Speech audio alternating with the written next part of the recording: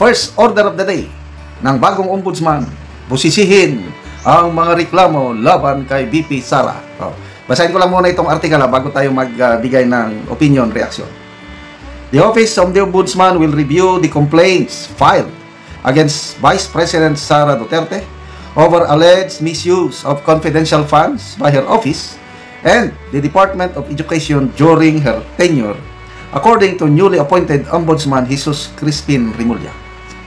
The 64-year-old former Justice Secretary made the remark following his appointment on Tuesday afternoon.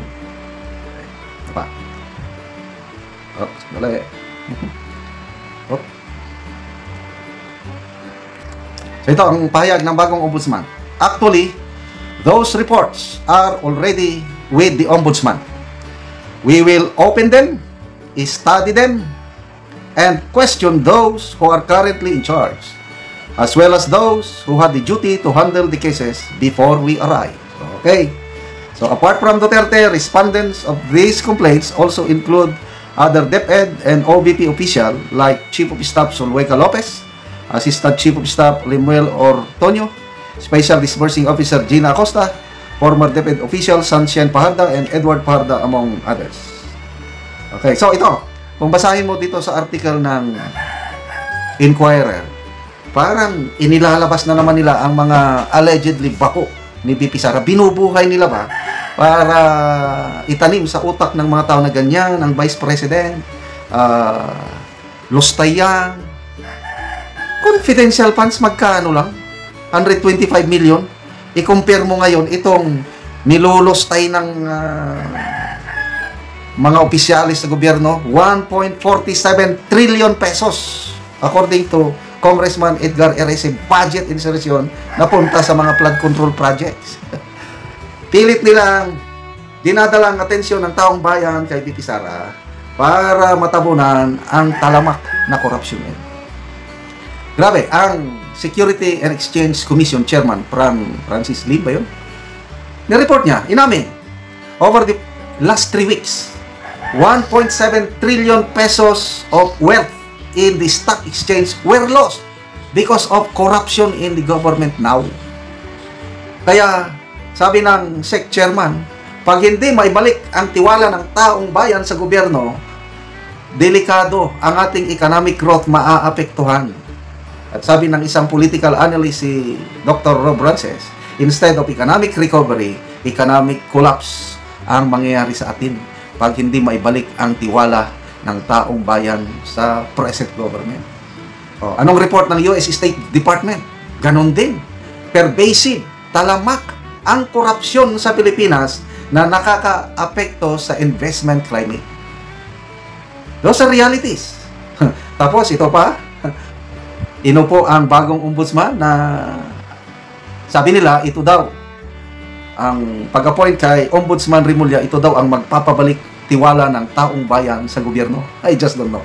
Tingnan nyo sa people who reacted nung i-announce na Remulla ang bagong ombudsman. More than 90% either galit or tinatawanan lang ang pagka-appoint ni Secretary Boying Remulla. Okay, ito na. Anong reaksyon ni VP Sara ngayon na tinatarget na siya ng bagong ombudsman? I believe, patawa-tawa lang si VP Sara. Bakit? Alam ni VP Sara na hindi siya pwedeng kasuhan dahil may limitasyon ang power ng ombudsman. Ang pwede lang niyang kasuhan are those government officials and employees sa executive. May exception. Ang ombudsman, hindi niya pwedeng kasuhan ang mga impeachable official. VP Sara is an impeachable official.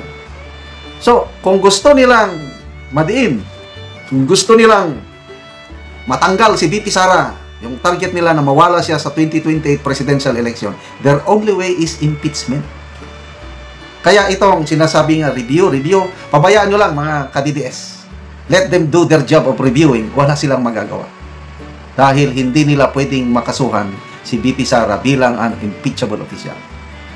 Ang gagawin nila, magsasampa ng impeachment next year. That's the only way na makahilabot. Ang ombudsman pwedeng makagalaw. Tulungan niya ang para maghanap ng ebidensya para basihan ng impeachment ni VP Sara. Granting. Next year, nandiyan na yung impeachment. Ang impeachment is a political exercise. Depende sa mga senator judges. Ilan ang senator judges na handang tutulong mag-acquit kay VP Sara? Nandun na yung minority, yung siyam, sulit yun. Idagdag mo pa 2 bilyar, idagdag mo pa Subiri, idagdag mo pa Cayetano. Kaya walang katakot-takot. Sa tingin ko analysis ko lang ito, tatawanan lang yan ni VP Sara. Yung plan C nila na ombudsman, no way, hindi yan magpa-prosper. Plan B nila na impeachment, no way, hindi lang magpa-prosper. Isa lang ang pagdasal natin, yung physical harm. Baka magurgur si VP Sara. Yan, delikado. Kaya ipagdasal natin ang kanyang kaligtasan.